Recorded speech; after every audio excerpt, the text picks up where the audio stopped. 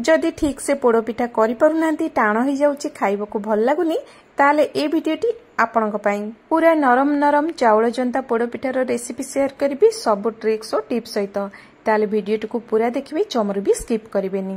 एठी मु गोटे मेजरिंग कप रे 1.5 कप मापिकी अरुआ चाउल नेइची। आपण एति पई जे कोनसी गोटे गिन्ना नले गोटे ग्लास सेट करि परिबे आ सब किछि सेइथरे मेजर करके नेबे।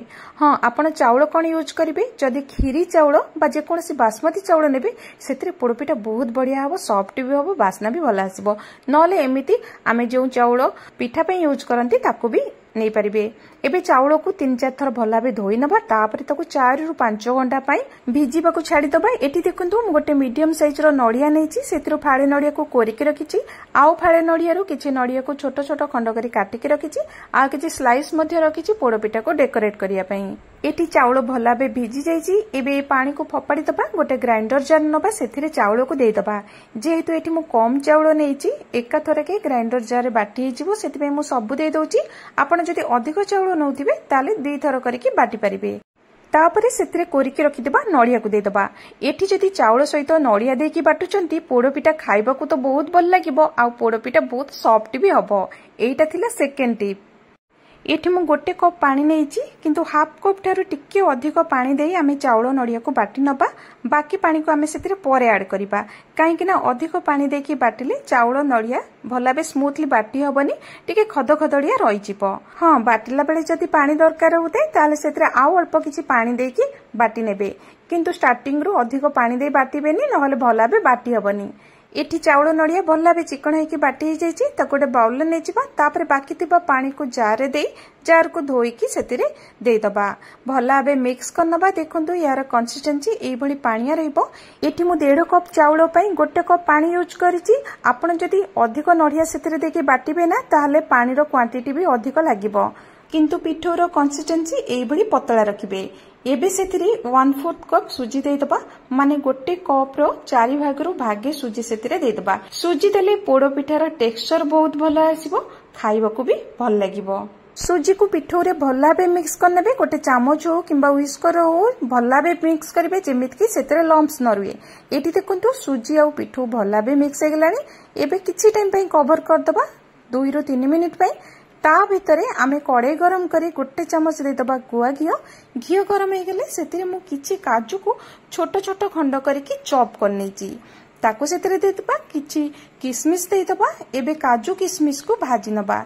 एटी लो फ्लेम रे आमे काजू आ किशमिश को भाजी नबा। जेतेबेले किशमिश एबुडी फुली जिवो काजू हल्का भाजी जिवो आमे घियो रु ताको गोटे जागा को बाहर कर दबा। तापरे सेई कड़े रे दे दबा 3 कप पानी जेउ कप रे चाउल को मापिकी नेथिले। एठी आमे 1.5 कप चाउल नेथिले तो टोटल मु 3 कप पानी देइची। आउ जो सुजी 1/4 कप नेथिले ता पई एक्स्ट्रा 1/4 कप पानी मु सेथरे देइची। एठी गोटे कथा मने रखंतु चाउल और पानी रो प्रोपोर्शन ठीक से नेबे। चाउल जेतिकी नेबे तार डबल पानी नेबे। जंतुणी भलो हेले पोड़पिठा मध्ये भलो हबो। तापर आमे सेथरे देई दबा गोटे कप गुड़। किंतु एठी आपन को पोड़पिठा जेतिकी मीठा दरकार आपण आपनक टेस्ट अनुसार सेथिरे गुड़ देई परिबे कम भी देई परिबे चाहिले अधिक भी देई परिबे। किंतु 1.5 कप चाउल पई मु गोटे कप गुड़ देइथिली मीठा पूरा परफेक्ट हेतिला। सेथिरे छोट छोट खंड करी कटा जाइतबा नड़िया को देई दबा। गोटे छोट चामच पान मधुरी देई दबा। एठी जदि आपन को पान मधुरी रो फ्लेवर भलो लागु न थाए ताले न देले भी चलिबो। तापर 2 इंच रो अदा को ग्रेट करी सेतिरे दे देछि। आपण छेचिक भी देई परिबे। गोटे तेजपत्र को छोट छोट खंड करी काटिके देई दबा। हाफ चमच लूण दे दबा बा टेस्ट अनुसार सेतिरे लूण दे दबा। एबे हाई फ्लेम रे पानी को फुटिबा को छाडी दबा। जेतबेले पानी फुटिबा स्टार्ट करिवो से टाइम रे सेतिरे देखंतु मु किछि आलमंड को छोट छोट खंड करी काटिके रखितिली ताकू देई दबा। आलमंड को भाजबा दरकार नै। तापरे काजू और किशमिश को भाजिके रखितिले ताकू देई दबा। लास्ट रे सेतिरे गोटे छोट चमच गोलमरिच और 5-6 गुजराती को भल भाबे गुंड करी देई दबा। आउ गोटे छोट चमच घियो सेतिरे देई दबा। ए टाइम रे निश्चित भाबे एथिरे अल्प घियो देबे। मॉइस्चर मेंटेन हेकि रहइबो पोड़पिठा ड्राई लागिबोनी। आउ जो ड्राई फ्रूट्स देइचंती सेटा पोड़पिठा खाइला टाइम रे पाटी रे आसले बहुत भल लागिबो। आपण आपनक मन पसंद ड्राई फ्रूट्स सेतिरे देई परिबे नहले केवल नड़िया देकी भी करि परिबे। एबे गैस रो फ्लेम को एकदम लो को नहीं आसीबा आउ पिठू को धीरे धीरे करके पानी रे ऐड करबा आउ गोटे हाथ रे लगातार ताको गोळौथिबा नहले सेतिरे लम्प्स पड़ी जिवो आउ जंतुणीटा भलो हबनी। तो एठी आपण मने करिकी गैस रो फ्लेम को लो रे रखिथिबे आउ ताको लगातार गोळौथिबे जमारु भी छाड़ीबेनी। देखंतु किछि टाइम परे एटा धीरे धीरे बहलिया हबा को स्टार्ट करिवो। एठी कढ़ई को चिमटा रे धरिकी जंतुणी को धीरे धीरे गोळौथिबे। जंतुणी करिया पई गोटे मोटा आ बड़ कड़ईटे नेबे जंतुणी भलो हबो। जदि पतला कड़ई नै जिबे ताले जंतुणी तळे लागिकी पोड़ी जिवो। एठी ए जंतुणी करबाटा ही टिके कष्ट किंतु जंतुणी भलो हले पोड़ पिठा भी भलो हबो। देखंतु धीरे धीरे जंतुणी हमर हे आसलानी पूरा कड़ईर साइड रु देखंतु छाड़ी गलानी किंतु भलो भाबे ना एमिति जेमिति मु गोळौची सेही भली जंतुणी को भलो भाबे गोळै नउथिबे।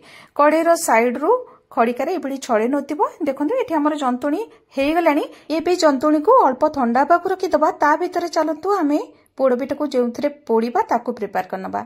एठी मु गोटे प्रेशर कुकर नैछि आपण जे कोनसी मोटा कड़े नै परिबे। सेतिरे देइ दबा अल्प घी आ घी को प्रेशर कुकर चारियाड रे भल्ला भाबे स्प्रेड करी लगै दबा।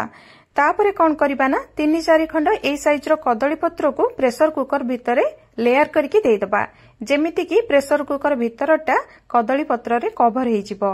पोड़ पिठा पोड़िया पई जा हेले भी अधिक टाइम लागिवो। जदि एथिरे आमे कदली पत्र दउ नांती ताले पोड़ पिठार तळटा पोड़ी जिवो भितरु कंचा रहि जिवो। एठी कदली पत्र बदल रे शाल पत्र भी यूज करि परिबे। एबे पत्र ऊपरे किछि घियो दे घियो को पत्रर चारियाडे भला भाबे लगै दबा। ता द्वारा पोड़ पिठा आउ प्रेशर रे लागिबनी भला भाबे बाहरी आसीबो। तापर आमे सेतरे जंतुणी को देई हाथरे एमिति घियो लगेई भला भाबे प्रेस करनबा। हाथरे घियो लगेई देले जंतुणी आउ हाथरे लागिबनी। ए स्टेज रे जंतुणी अल्प गरम अछि तो हल्का हल्का हाथरे जंतुणी को एबळी प्रेस करी सेट करनेले पोड़ पिठार शेप भला आसीबो। देखंतु बढ़िया भाबे जंतुणी सेट हे जायछि। एबे आमे जो नड़िया पाती रखिथिले ताको आमे सेतरे देई डेकोरेट करनबा। जेहेतु रज स्पेशल पोड़ पिठा करूचंती सुंदर देखा जिबा पई हमकु तो एमिति डेकोरेट करबाको ही पड़िबो। ऊपर आलमंड आउ काजू को भी दे दबा। देखंतु पिठाटी केते सुंदर देखा जाउची। जदि चाहिबे ऊपर किछि चेरी को मते देई परिबे। एबे ता ऊपर खंडे कदली पत्र को देई दबा। पिठा पोड़िला बेले स्टीम हे जो पानी पड़िबो पत्र ऊपर पड़िबो पिठा ऊपर पड़िबनी। एबे हुइसल को बाहर कर दबा। एबे प्रेशर कुकर को फास्ट 5 मिनिट पई हाई फ्लेम रे रखिबा। तापरे फ्लेम को एकदम लो को नै आसीबा आ आधा घंटा जाय लो फ्लेम रे बसैबा। पिठा को 45 मिनिट पर चेक करथिली पिठा हे नथिला मझिरो कंचा थिला तो पिठा को आउ 20 मिनिट पई लो फ्लेम रे बेक करनेथिली।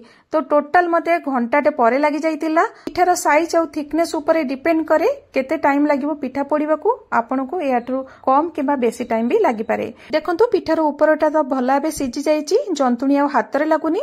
ता छडा गोटे टूथपिक नहले छुरी मझिरो एमिति इनसर्ट करिवे। जदि जंतुणी लागु न थाए ताले जानिबे पिठा भला भाबे हे जाइछि। हां गरम अवस्था रे हल्का हल्का छुरी रे लागि पारे सेटा किछि प्रॉब्लम नाही। ठंडा हे गला परे सेट हे जिवो। एबे पिठा को हल्का ठंडा हबाकू दबा। पिठा टिके ठंडा हे गला परे ताको गोटे थाली को डिमोल्ड करनबा। जदि गरम थिबा अवस्था रे बाहर करचंदी ताले पिठाटी भांगी जाई पारे। एठी देखंतु पिठा बहुत सुंदर भाबे बेक हेइची। जेतिकी पोड़ीबा कथा पोड़ी हेइची।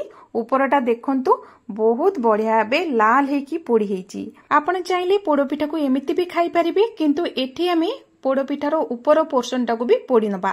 तळे कदली पत्र दे दबा। ता ऊपर पोड़ पिठा रखिबा आउ पोड़ पिठा ऊपर आउ खंडे कदली पत्र दे दबा। एबे लो मीडियम फ्लेम रे 15 मिनिट पर्यंत याको हमें बेक करिबा। पोड़ पिठा पोड़ी हे गला परे ताको पूरा ठंडा हबाकू रखि दबा। तापरे काटिबा।